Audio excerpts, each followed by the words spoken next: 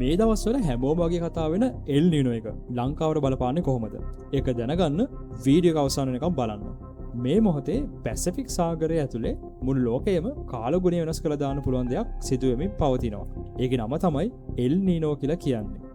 L Nino කියන්නේ Pacific සාගරයේ නැගෙනහිර සිට බටහිරට හමන වෙළඳ සුළං හෙවත් ට්‍රේඩ් වින්ඩ්ස් දුර්වල වීම නිසා සාමාන්‍යයෙන් ආසියානු කලාපයේ දෙසට තල්ලු විය යුතු උණුසුම් මතුපිට ජලය නැවත මධ්‍යම සහ නැගෙනහිර පැසිෆික් සාගරයේ දෙසට ගලා එන්න පටන් ගැනීමයි. මේ සාමාන්‍ය දේශගුණික වෙනසක් නෙවෙයි.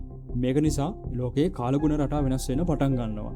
සාමාන්‍ය වැසි කාල, වියලි කාල, උෂ්ණත්වය සියල්ල මස්තාවර වෙන්න පුළුවන්. සමහර රටවල් ගම් අතුරෙන් යට වෙන්න, දැවන්ත ලැබුගිනි පැතිරෙන්න පුළුවන්. ඒ වගේම අධික උෂ්ණත්වය සහ ආහාර ඉගයක් පවා ඇති වෙන්න පුළුවන්.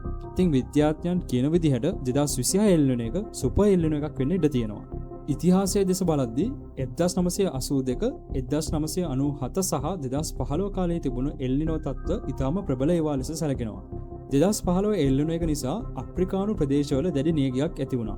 ඉන්දුනීසියාවේ විශාල ලැබුගිනි පැතිරුණා. 100,000 ගණනක මිනිසුන් ආහාර හිඟයකට මුහුණ දුන්නා. යුනයිටඩ් නේෂන් සංවිධානය අනුව මෙම තත්ත්වයන් නිසා ලක්ෂ ගණනක ජනතාව ආහාර අර්බුදයෙන් බලපෑමකට ලක් වුණා.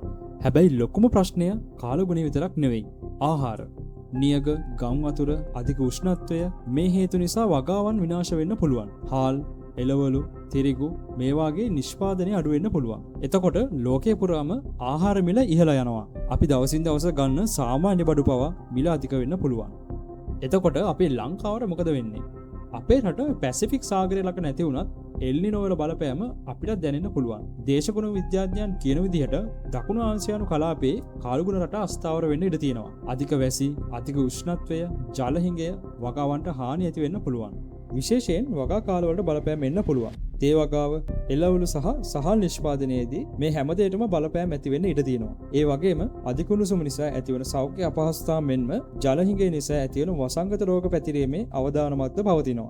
තවද අධික උෂ්ණත්වය නිසා විදුලි භාවිතය වැඩි වෙලා විදුලි පද්ධති වලට වැඩි පීඩනයක් ඇතිවීමට ඉඩකඩ තියෙනවා. ඉතින් මේ විදිහට පැසිෆික් සාගරයේ සිදුවන උෂ්ණත්වයේ වෙනසක් මුළු ලෝකයේම ජීවිතවලට බලපාන්න පුළුවන්. ඒ වගේම ශ්‍රී ලංකාව වැනි රටක කෘෂිකර්මාන්තයට සහ බලශක්ති උත්පාදනයට දැඩි අභියෝග එල්ල කරන සංසිද්ධියකි. ඒක තමයි එල් නීනෝ වල ඇත්ත ස්වභාවය.